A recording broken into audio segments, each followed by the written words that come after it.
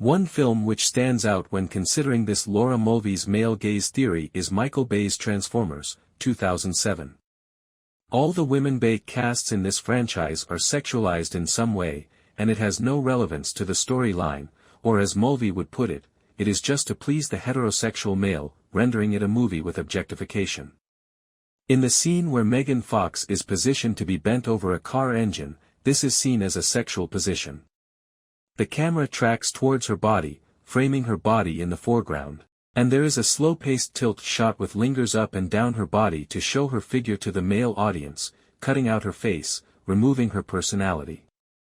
There is angelic-like non-diegetic music which makes the audience, mostly heterosexual males, view her as a graceful figure who should be and is used for aesthetical pleasure.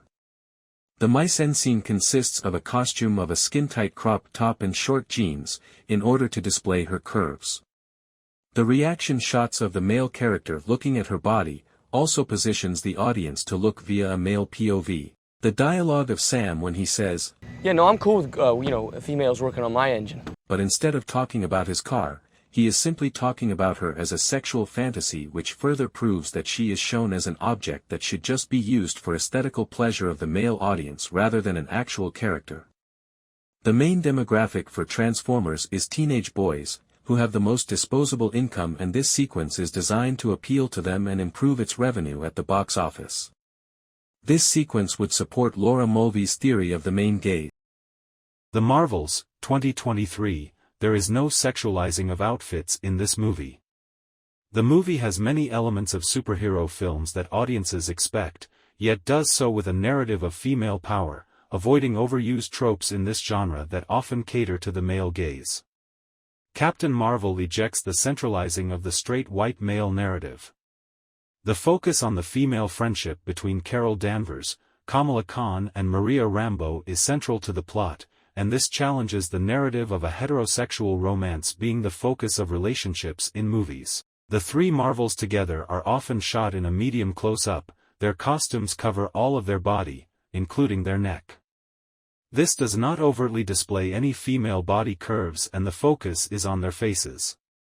There are no point-of-view shots of male characters staring at their bodies and no suggestive dialogue. The film is co-written and directed by Nia DaCosta, an African-American female director.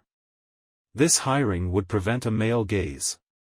Marvel, whose recent MCU films and TV shows have followed this trend, are trying to attract a large audience, both male and female audiences. A male gaze would turn potentially female audiences away from cinemas and Disney+.